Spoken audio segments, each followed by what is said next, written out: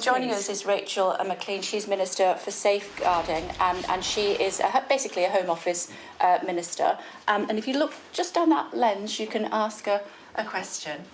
Right, so my question to you, Minister, is my energy bills have risen by £80 a month, and where it used to be £120 is now £200, if not more, if you include the petrol and things. So I'm just wanting to ask, what are you going to be doing to help people like me, families like me? Minister?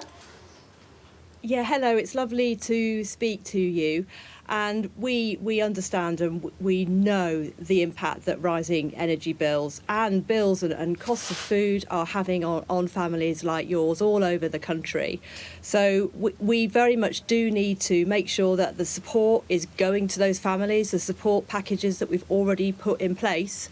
And we've already taken action to help people with energy bills, and there's more help coming. And I think the other point that I think is really important that families can take account of is that we have put money into those local communities who often know better than we do in central government where the need is. So local authorities, local areas have got a household support fund that is available for families who've got individual circumstances. They might be struggling, and I would definitely recommend any family who is feeling the pinch at this time to approach their local authority and see what help is on offer.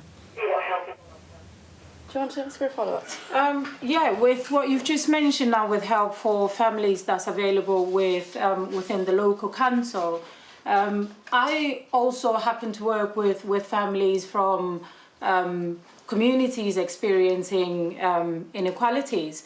And my question is, if those services are available, we are finding as an organisation that the people we work alongside are not able to access those the support that's available because of the certain boundaries. If there's a requirement of a certain paperwork, or if there's forms that needs to be online and they don't have access to that, it's become a lot more complicated, and therefore people are not accessing that. So my question is, what are you putting in place for those people that it's so easy to access as opposed to being so complicated? Good question. Minister? I think it's a really good point, and we do recognise that not everybody has access to the internet. And of course, we want to get those funds targeted to where they really need to go as quickly as possible without excessive paperwork. I mean, there has to be some basic paperwork. Of course, you're talking about public money, and obviously the government would be criticised if we didn't take those proportionate steps. I mean, I would recommend in your individual case, speak to your local MP. I have this dialogue with my local organisations often, and we are often able to signpost and unblock specific issues that you're having. Okay. Thanks very much indeed. Thanks a lot. Minister, I wonder if I could follow up on that. Actually, Lisa Nandy's the local MP, and we will be chatting to her here in Wigan during the course of the week. Some of your colleagues think we should have a government minister for the cost of living. Given that inflation is likely to hit something like 10%, at least 10%, we're told by some this year, do you think that that is a good idea? So I've not heard that specific request, but what I would say, of course, that's the Chancellor's job, and it's the job of the whole Cabinet and the whole government. And every minister is looking at particular costs that are impacting on the areas that they are controlling, and looking to see where savings can be made and where reductions can be made, because the cost of living is about energy bills, but it's also about all those other things that you've mentioned. So I think what we need to focus on now is over the long term. We have got these short-term pressures on us that we're all aware of and that your families in Wigan are seeing. But over the long term, we need to have a plan to grow the economy and make sure that people are able to protect themselves better, whether that is by taking on more hours or moving to a better paid job. And these are long-term actions, but that's what we're focused on as a government. You say taking on more hours. I mean, some people that I've been chatting to, Minister, over the last... I've moved outside, actually, because obviously they need to get ready and get the kids ready for school. You know, some people are working 3 jobs. They're working every hour that God sends them. And they're still going to food banks to get food because they can't afford to feed their kids. You know, so it's not as straightforward as that, is it?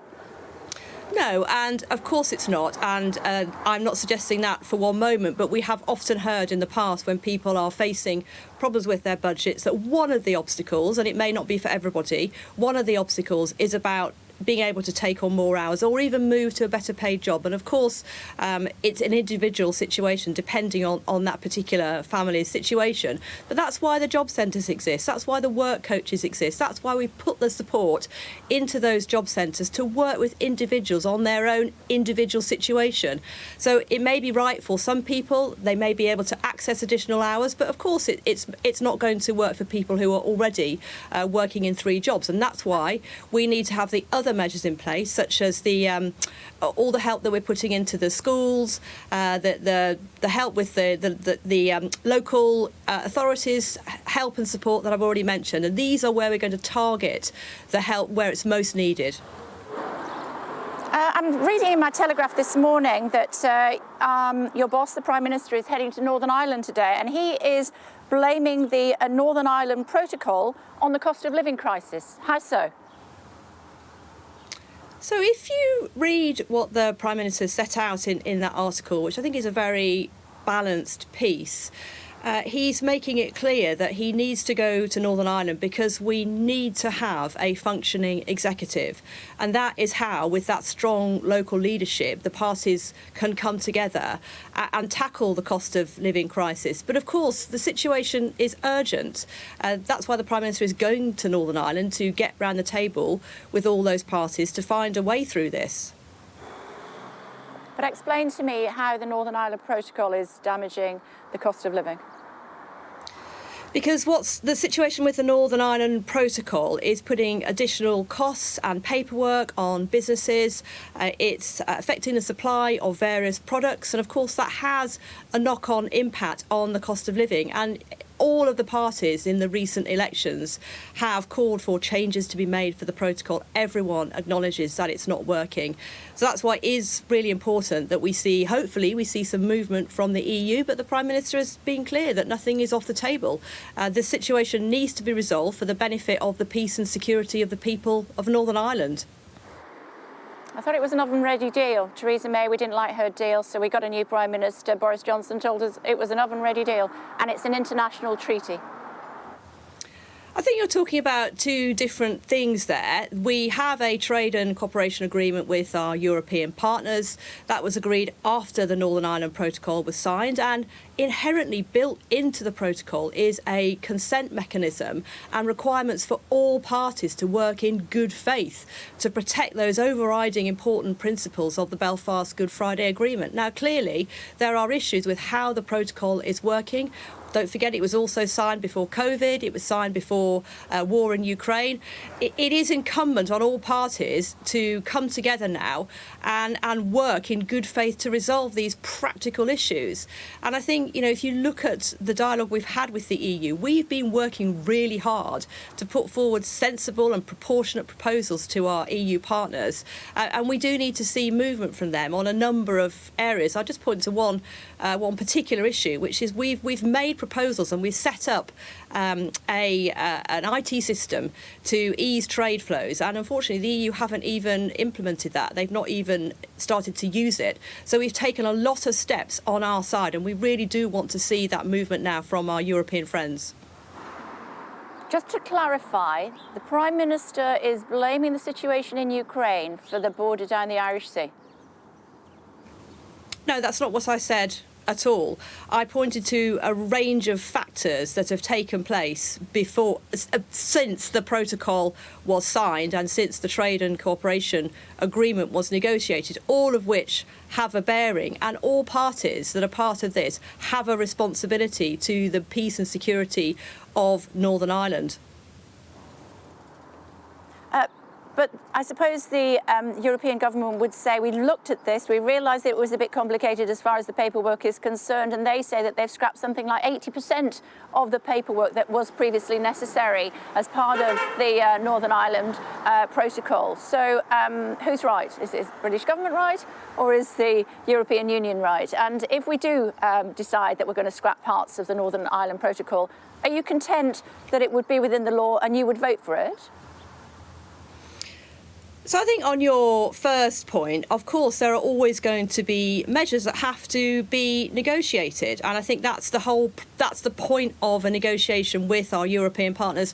This has been going on at pace with officials, with our interlocutors on the European side. And as far as the subsequent actions that are going to be taken, a lot of it is speculation. But of course, the UK is a country that always lives up to its international legal obligations, and we will continue to do that. OK, just before I let you go, Minister, I know that you're very busy this morning. We appreciate you taking the time, and I know that Mickey appreciates you answering her questions. I can see that there's some suggestions that civil servant numbers should be cut in and around Whitehall, some 200 miles south of where we are now, perhaps something like 20% in the Home Office. Will the Home Office still work effectively with a 20% cut in staff? I think it's always right to look at where taxpayers' money is being spent, including on the civil service. And I know from my time in government that we have added more people, rightly so, to help us get through not only the COVID pandemic, but also those Brexit negotiations. And it's always right to keep those numbers under review. What we're seeing in a number of government departments is actually moving them out of London. So they are closer to the communities, such as Wigan. And I think that's a really positive step. OK, it's good to talk to you, Minister. Thanks very much indeed for joining us. Thanks a lot.